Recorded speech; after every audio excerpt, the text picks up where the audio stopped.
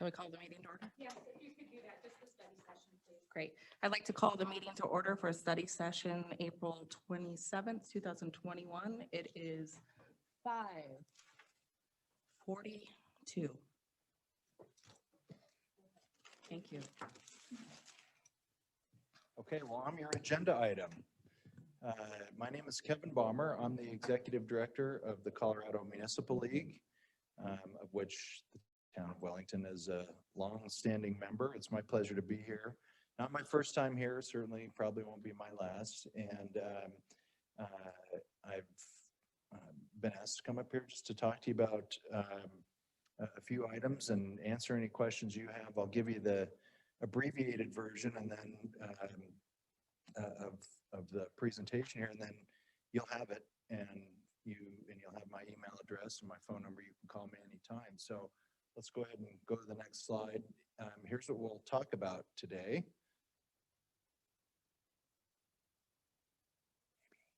There we go. Very quickly, I'm going to give you a quick overview of CML. How many of you are familiar with the Colorado Municipal League, or have been to a conference or a workshop or any kind? Okay, good. So I'll do that relatively quickly. I want to spend some time talking about roles and responsibilities. I know you had an excellent retreat back in February, and you talked a little bit about communication and roles and responsibilities, and Patty shared some of your notes from that. I just want to piggyback on that because you are in a very important position here. You're the bridge between citizens and their government, and but you also have a staff here that knows their stuff and works for you. So we'll talk a little bit about that, because you can both help and harm effectiveness based on your conduct, sometimes out of the best of intentions. So we'll talk about appropriate conduct, some additional resources CML has, and if we have time for questions, we'll do that. Next slide, please.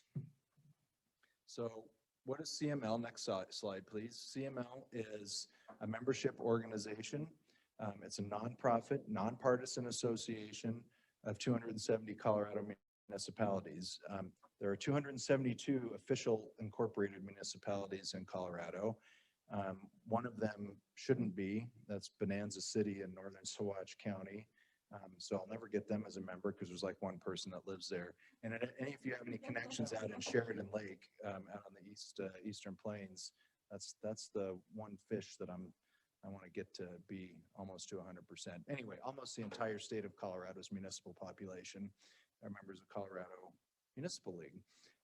The league, like a lot of state leagues, there are 49, Hawaii being the only state that doesn't have one because they don't have cities, they just have counties.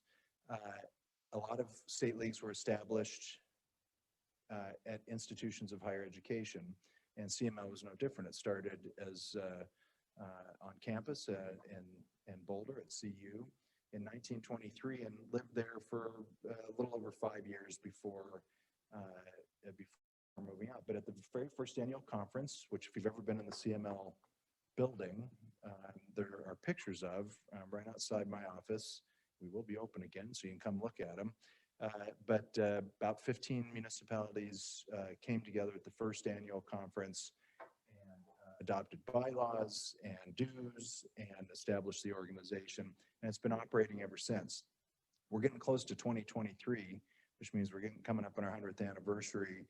And next year, because you always have your first conference in your 0 year, we'll have our 100th annual conference next year up in Breckenridge. The league is governed by a 21-member executive board that's elected by our membership directly at the annual business meeting, which is usually held at our annual conference. More on that later. We'll be doing it virtually this year. But the 21-member board, there's one that's an immediate past president, and then the remaining 20 are all from 4 population categories and equally spread. So a small population municipality has an equal voice with Denver or Aurora or Colorado Springs, which all fall in our largest category, and then everywhere in between.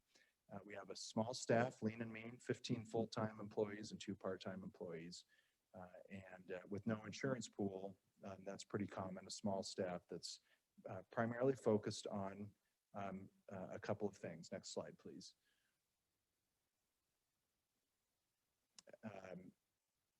So the mission of CML, and these are the things we're focused on: advocacy, information, and training supporting exceptional municipal governance.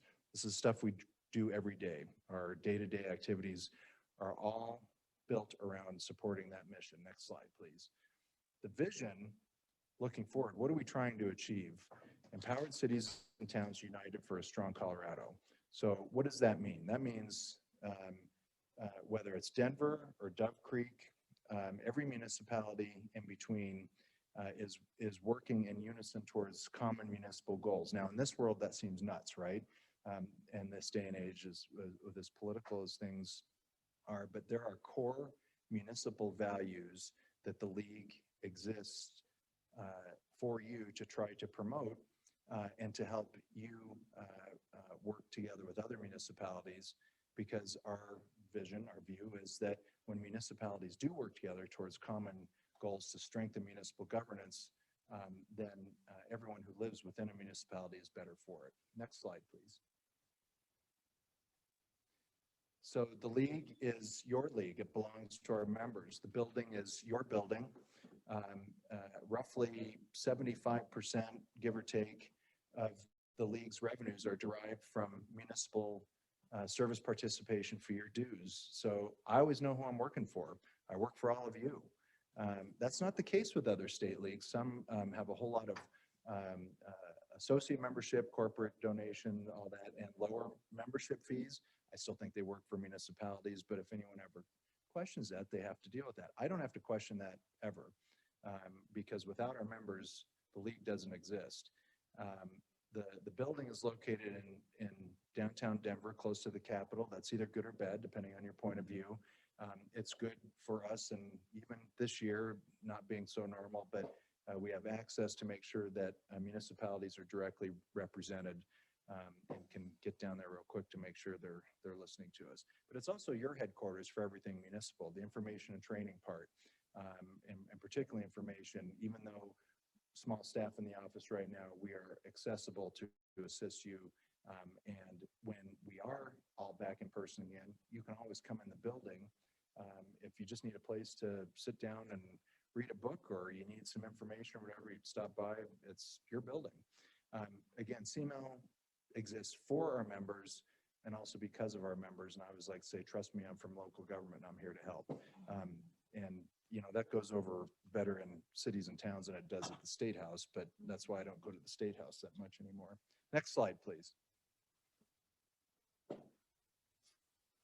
So we'll talk a little bit about your role as an elected official. I'm going to use the term council and board interchangeably. You're obviously a board, and but when I talk about the council manager form of government, this applies to you. If you see the word manager, it's interchangeable with administrator. Not in every case, but for purposes of this talk, whenever you see council manager, think board administrator, it's the same thing. And we'll talk about your role. Next slide, please. So this is really the most, if you take nothing away, and I know you're going to say, all right, I already know this, Kevin, you don't have to repeat it, but if you take nothing else away from tonight, it's the basic features of a council manager form of government, because everything you do, everything your staff does, depends on a clear understanding of what that means. There's two basic features: an elected council or board to decide policy questions, to paint the big picture, to create the vision, and then a professionally trained manager or administrator and his or her staff to carry out your direction. So what does that mean? You better be clear on your direction if you want your staff to be clear on how to implement it. But these two things in a perfect world stay separate. And so we'll talk about that when we get into roles. The role of the mayor. Okay, so mayors are very important people, and they have a very important role, except a lot of folks take it for more than what it is. The mayor may be elected at large, or some of our members actually select their own mayors from within their membership. It's getting less and less rare. In fact, City of Boulder just changed their home rule charter to have a direct election of mayor where they were usually picked from themselves. But generally, the mayor's elected by the people, but the mayor has a limited role in the grand scheme of things, but is certainly seen as an important figure of ceremony and all that. Keeps the meetings running smooth, right, Mayor? And make sure things are happening on time, that everyone's getting a chance to speak, et cetera. But there really are no additional administrative powers. Unlike you go down to Denver, you have a strong mayor, completely different situation, or Pueblo.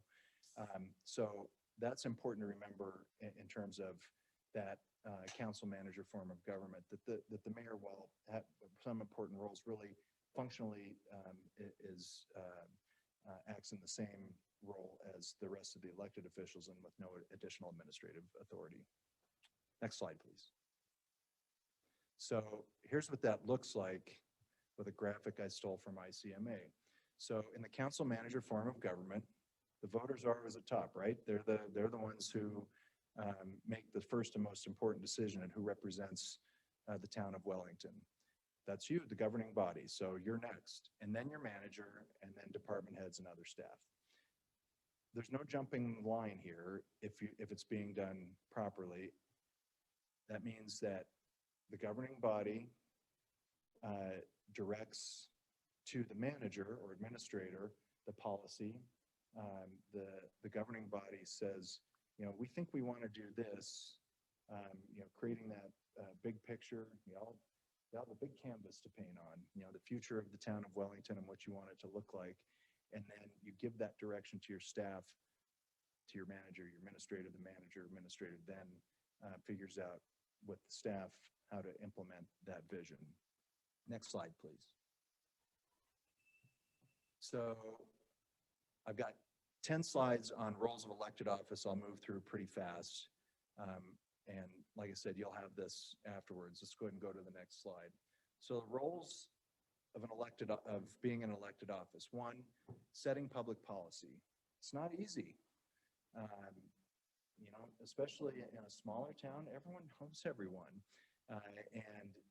So you have to come into this or go through this with an idea of what you think municipal government can accomplish, and through the interactions that you have, understanding what you think are the best interests of the public, and then setting policy based on that. Next slide, please.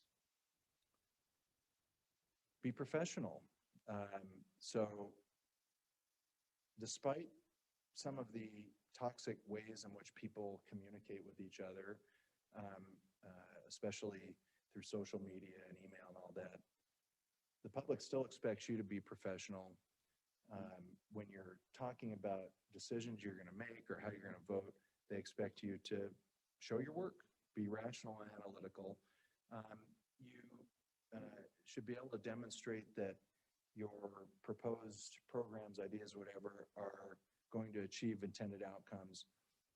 It's important, though, as you're going through this, to make sure that you are balancing what the public expects of you while being good stewards of public resources. You don't have the keys to Fort Knox, right? And so you've got to provide that and represent that balance as you're communicating back to the citizens and everyone else, but doing so in a very matter-of-fact way. Next slide, please. Be accountable. Once elected, council members, board members, you represent your constituents. Every one of them has a right to be heard, and they should be accepted and acknowledged, no matter whether you agree with it or disagree with it.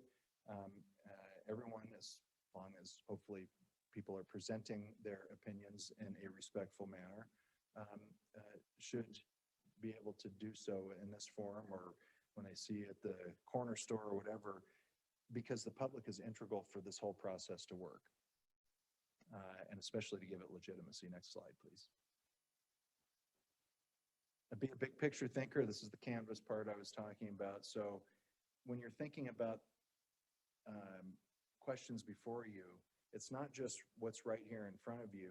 What's going to be the best for Wellington 5 years from now, 10 years from now? How do the decisions I'm making today impact that? It's even better through your collaboration together and with your staff. If you're largely on the same page, not on everything, no one ever is, right? But on big items, and you're thinking about how to make decisions today that will help you achieve those visions. Visioning exercises are really critical. Sometimes people think they're corny. I used to be one of those people until we started doing it at the league. If you ever look at our strategic plan and that mission, vision, values that goes with it, it's really powerful, and it's driven a lot of the things that we've done over the last few years that have led to the services that we provide, the information we provide, the way we advocate, both in the court of public opinion down at the State House and the court of legal opinion as well. But yeah, you're also in that big picture thinking there's going to be constraints, there's going to be things that, well, we can't do that, that's not possible. Try to find connections and relationships that can help you find your way to that larger vision. Next slide, please. You're also, it's incumbent on you to be good stewards.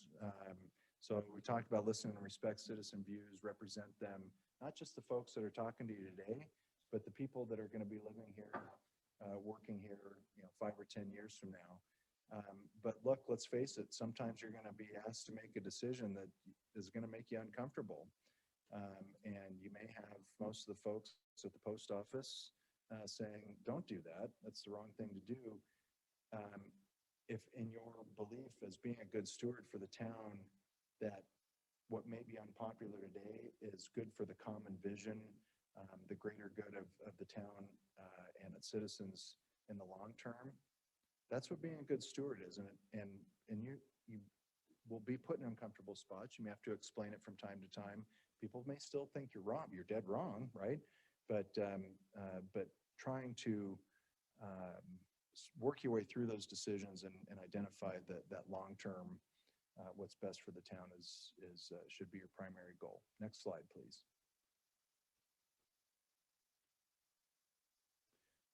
So be an advocate. What does that mean? You, to a lot of folks, are the direct connection to the town and what the town does. So in a way, you're like a customer service representative.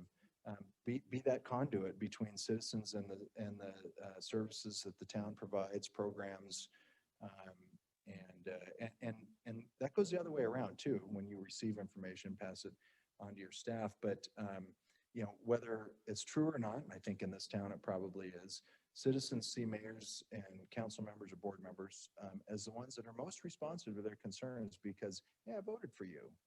They'll say that whether they did or not, right? But hey, I voted for you, so help me out here. You're the one who can do something about it. Now, there's some dangers to that. We'll touch on that a little bit. But that's how citizens view you, as the one who can get something fixed.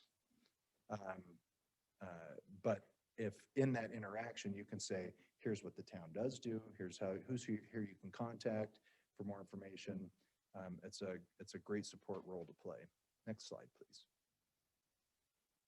Be a community builder, especially when things are difficult. Try to be a leader in bringing people together, bringing each other together.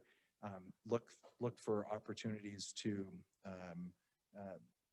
create relationships that when times are difficult, when you do have difficult decisions to make, that you can respectfully work your way through those differences. And make sure that this place is a forum or wherever you're gathered for every aspect of an issue to be heard and considered before you make your decision. Next slide, please. Be a decision maker. So you have one role to play, and it's yes or no, right? So you have to be just in your decisions. You have to be clear on why you're making a decision. You really don't get to vote maybe on anything. So be 100% sure why you're making that vote and be able to explain it to others, which isn't always easy, especially if you know it's not going to be a popular vote, right? But if you are decisive and can justify why you're voting that way, even if folks aren't always happy with you, there is a level of respect to that that people can and do appreciate. Next slide, please. Provide oversight. So you hire the administrator in this system. You hold your direct reports accountable, your direct hires, and this ties back into that graphic there. Just always be careful to respect proper roles of the governing body versus the roles of staff. So here's a question I get a lot. Well, so I know everyone here. That doesn't, I mean, I can't talk to anyone. You know, I can't talk to any of the rest of the staff. Well, of course not. That's silly. Of course you can talk to people and they can talk to you, and you know, you can hang out, be friends or whatever. Just be aware that you wear a hat that you can't take off. And if in any interaction you go to a staff member, any staff member that's not a direct report, and you say, you know what, I think you ought to look into, or maybe you ought to check this out, or I have a great idea, go see what you can find out about that. You're out of bounds. And even if it's the most innocent thing ever. Now, how's your kid doing in softball?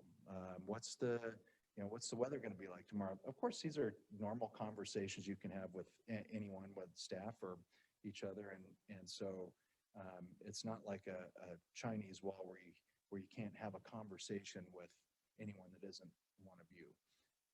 But just always be mindful of what you are saying, who you are saying it to, and how it may be perceived. And then that will make sure that those lines of communication remain clear. Next slide. Doesn't seem like I should have to say this one, but it's always maybe it should be number one. I don't know. Be ethical. You know, low-hanging fruit stuff. Don't ever use confidential information for personal gain. Anything you're ever talking about in an executive session stays in an executive session. Don't accept gifts from anyone. You know, Amendment 41, I think it's up to 60. I think that's right. $65 a year gifts. If you don't know what Amendment 41 is, I'm going to leave you with a book that I don't think you have. It's a book that was co-produced by CML and CIRSA, the Colorado Intergovernmental Risk Sharing Agency. We have a very close partnership with them. This is gold. Read it, know it, live it, learn it, all that. So I'll leave you with a copy of this, and that's a freebie. I know CIRSA is a great resource. If you ever get to joining CIRSA, then they have a lot more to offer, particularly on helping members understand what the dangers are of liability. And it's not just liability for the town, it's personal liability in some circumstances. So please read this, and that's at least a good primer. Make sure you're never participating in a decision that directly benefits you or a business you're associated with, or you know, if you have a spouse that works for a company, if you're not sure this is what your attorney's for, you know, ask the question before a decision is made. You might get in trouble for, instead of trying to explain afterwards that I didn't know. And obviously don't hold any interest in contracts entered to by the governing body. Next slide. So all of this is all centered around what the public's expectation is of you. They expect you to be honest. They expect you to put Wellington first, be open and fair, have respect for individuals in the community, be accountable, be professional, have the highest level of personal character, and exercise lawful and ethical conduct. Next slide, please. So on conduct, the actions that you take, the last 10 were your roles. Let's talk a little bit about personal conduct. And there's some crossover here. Next slide, please. So how you conduct yourself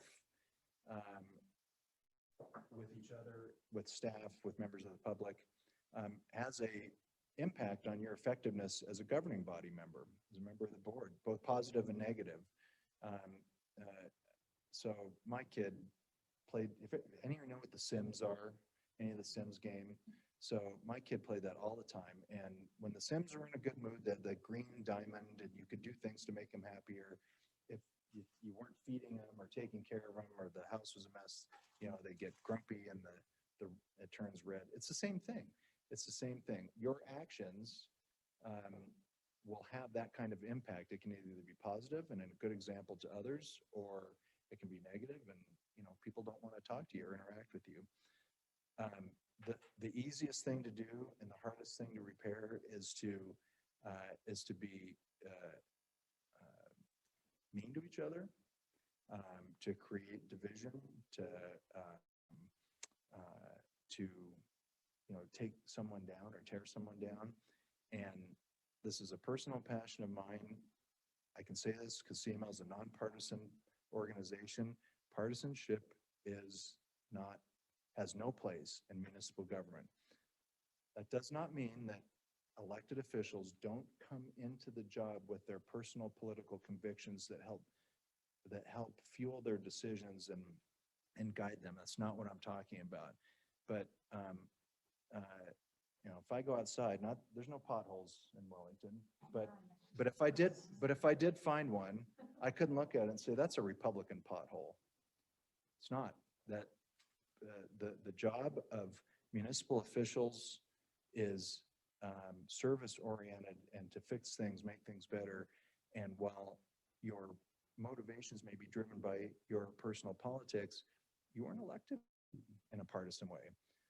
So anything and everything you can do to ensure that partisanship doesn't become part of municipal governance is a good thing, because it is happening, and it's happening more and more.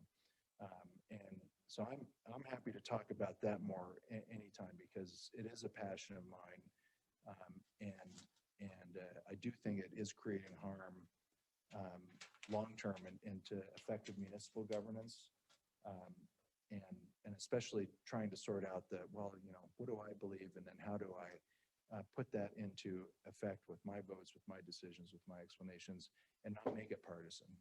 Anyway, you're viewed as representatives of the city as not only as the city's leaders, but also as the top representatives as the city as an employer. So what kind of culture, what kind of atmosphere do you want to have as an employer, and how do you want your employees to see you? You set the example. So if you want your staff to all fight with each other, then you should do it too. The opposite is also true. The way that you interact with each other, positive, even through the difficult issues, and probably primarily through the difficult issues, sets the tone for the entire organization. Next slide.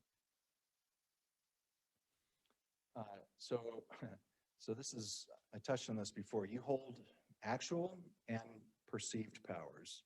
So your actual powers are spelled out in statute, what you can do, your responsibilities as elected officials. And then there are perceived powers. They're the things that everyone else thinks that you can do, you know, to fix whatever their concern is. And that's that being, you know, that close contact that you have, being seen as the center of the organization, and people expecting you to be able to, you know, just fix it. You know, I've got a concern. You can go take care of my issue. That perception always has to be clarified, especially when folks are misconstruing it. But you are the center of the organizational universe. Everything that goes forward in Wellington, policy or decisions about the future, they start with the board. And so what you say and do obviously impacts a lot, positively or negatively. And like I said, you can never take that hat off. You can't go to the store or go, you know, to a soccer game and say, I don't feel like being a board member today, because you will always be seen as that. And so obviously your conduct and behavior needs to take that into account, but it also means people are going to come up and talk to you about things. So that's important. And also, again, when you're talking to others in the organization. You're still an elected official, to my earlier point. Next slide, please. So discussion and disagreement are part of the decision-making process. That's, I mean, if you agree on everything all the time, I want to come back and see that. Because you would be probably among the first. Now, that doesn't mean you're not going to have a lot of unanimous votes, you know, and that's not uncommon, but it's probably not going to be the case on tough decisions. And so how you do it is critical. It's got to be done respectfully. No fisticuffs, physical, obviously, but verbal ones either. There's, like I said, once you take a shot at someone, you can't take that back. You might mend the fence later down the road, but it doesn't help resolve the issue at hand. And the biggest one really is, and you know if this is an issue or not, but it happens a lot. If you have something to say, make your point, say it succinctly, and then let someone else have a turn. You don't need to filibuster. And a lot of times folks will continue to say the same thing over and over again because no one agrees with them or they can't get enough people to agree with them. And usually it harms their cause, doesn't help it. If you find another way to attack the issue, maybe that will help. But definitely make sure you're using an economy of words whenever possible. Next slide. So not if, when there's division in the governing body, both individually and collectively, look for ways out. So, you know, there are things like rules of procedure, Robert's Rules of Order, rules of conduct, whatever. The important thing is that you have, or maybe you have had a discussion on your values, how you want meetings to be conducted. Maybe you have a conversation, hey, how are we going to handle it when we completely disagree on something, when we're, you know, divided right down the middle? How are we going to make sure that we can get to a decision, and then whether I'm on the winning side or losing side, get beyond it without either rubbing someone's nose in it or having your day, you know, ruined. Some councils and boards develop a social contract. That's usually when things are, you know, not so hot and they need to start from the very beginning. So that's relatively rare, but retreats, you had one. You talked about communication. I saw that, and making sure you revisit that from time to time, either individually or collectively, on how you're going to hash out issues when they get difficult. Next slide. So citizens also have a right to raise their concerns and be critical about the way that you conduct your business, maybe critical of operations that they have a concern about. But this forum is to receive feedback and not engage in that discussion. So when someone complains, particularly if it's about an operational aspect, thank them for giving a comment, and then you know, and then if there's an appropriate follow-up, you'll make sure that happens. But you know, if that pothole is out there somewhere and someone says, you know, I keep hitting the pothole, you don't want to sit there and say, yeah, I keep hitting it too. Someone's got to do something about that. It doesn't add to it, doesn't solve anything. Receive the feedback and then figure out what to do with it afterwards. Next slide. The hardest thing to do is this one right here. So you're a single governing body, but you're made up of individuals. You all have different, in totality, different goals and or priorities rather, different things you want to see done. If you each listed the top 5 things you wanted to see done while you were in office, maybe a couple of them might match up, but you're not all going to have the same thing. So you're never going to reconcile all of the differences between that. So how do you handle that? You try to figure out where you can compromise, where you're willing to give something up in order to get something. That is the spirit of democracy, right? And it's the most difficult to do in a smaller setting than it is, say, down at the State House, where, you know, 100 legislators, 65 House members, 35 Senate members, and at the end of the day, they have an up or down vote. There's a lot of collaboration, but this is an intimate setting. And so, while you're never going to reconcile everything, not one person is going to get everything they want. If you get things that are important to you, maybe give up things that are a little bit less. And then, even if you don't get something that you want, you still ideally want to support the outcome. The board decided to, the board voted to. Now you can say, I did not support it, and here's why, but the board voted to do this. Speak with one voice. That's really important. You can still maintain your individual perception and articulate why, if it was up to you, it would have gone a different way. But every chance you get, talk about what the board did, what the town does, and speak with that one voice. Next slide, please. So the burden is obviously on you, like I was saying, to sort out your goals and priorities with each other, figure out what's more important. And then through the process of collaboration with each other, it's really important that you speak with one voice when you are providing direction to staff.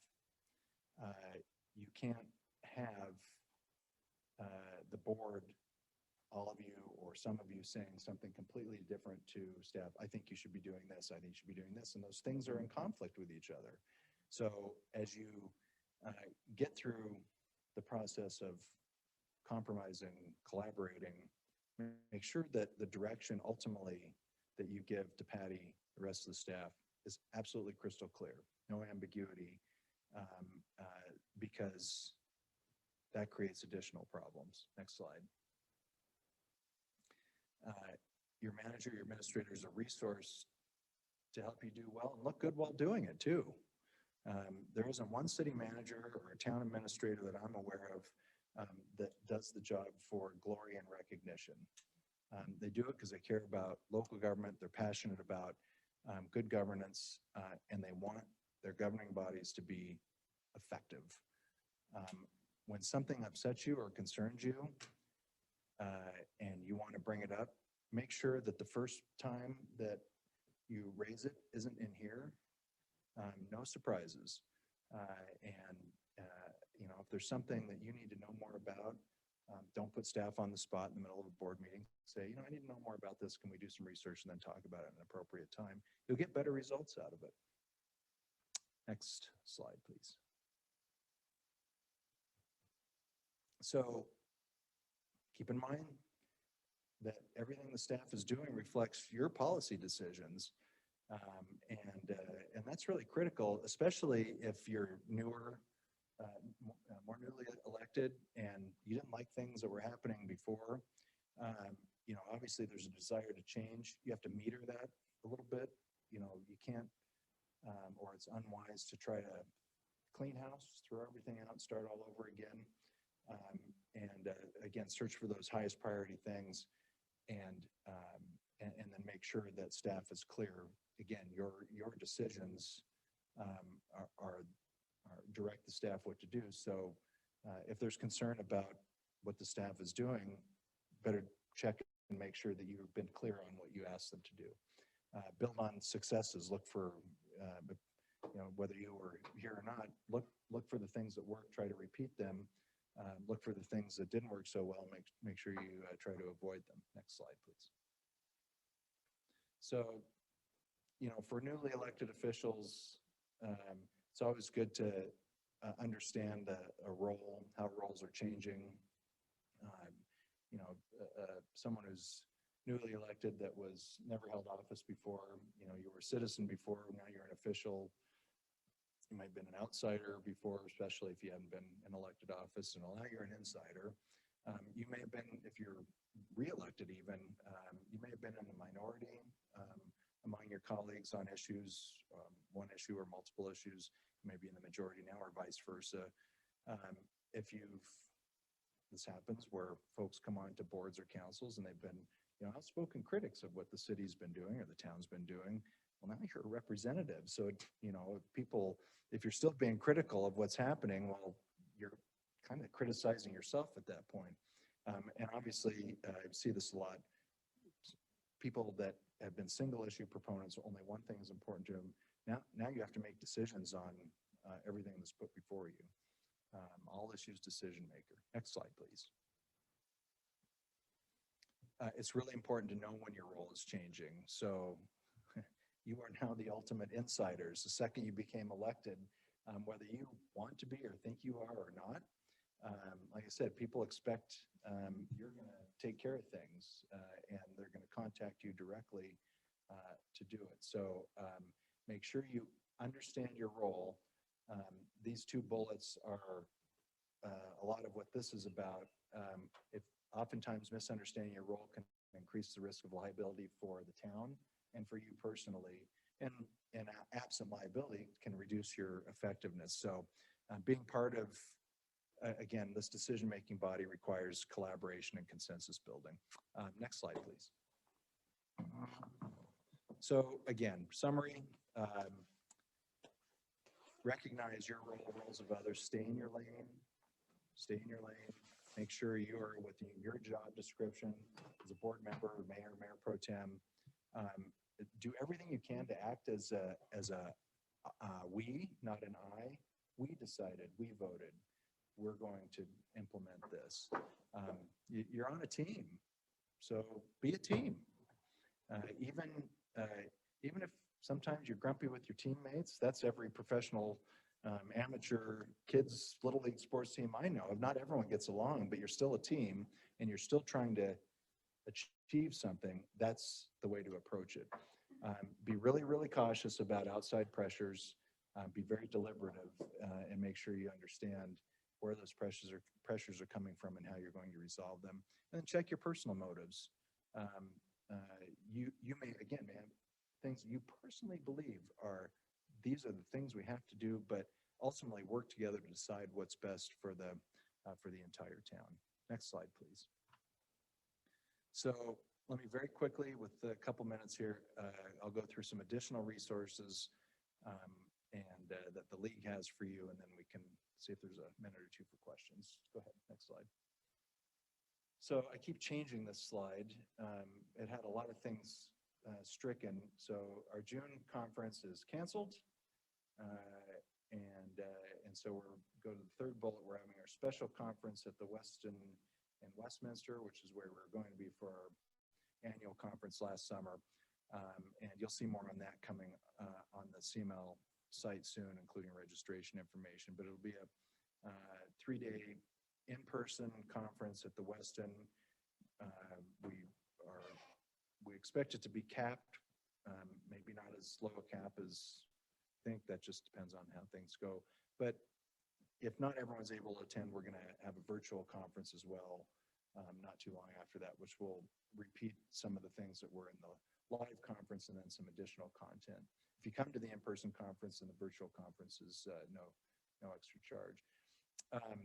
The virtual annual business meeting, I don't want to gloss over that. It's on June 24th. So that usually occurs at our annual conference. We still have to have it in June because that's when we have board elections. Every municipality may appoint a representative to represent that municipality and vote for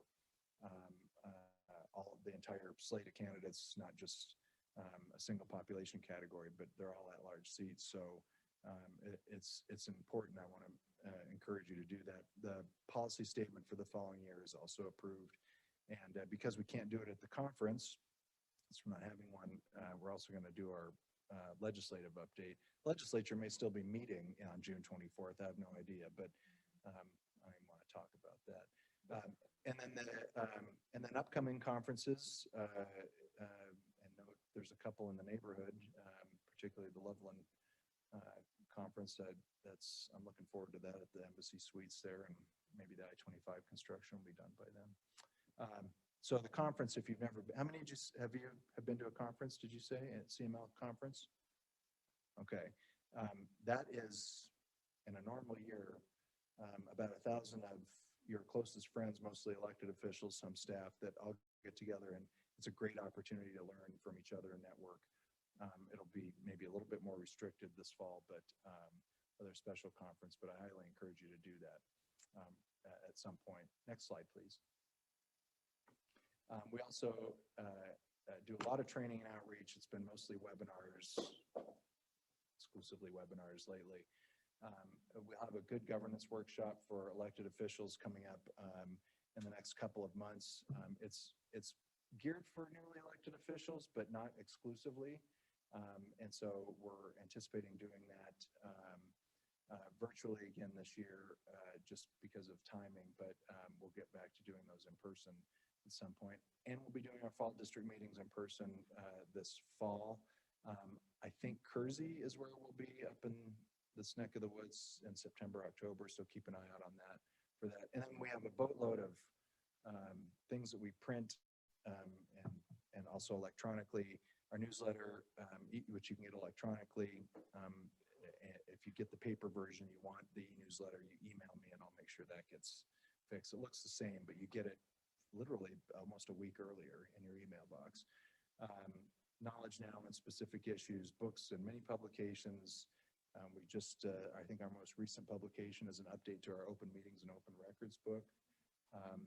We just did a liquor licensing update, which now that I'm not responsible for it, finally got done, Patty.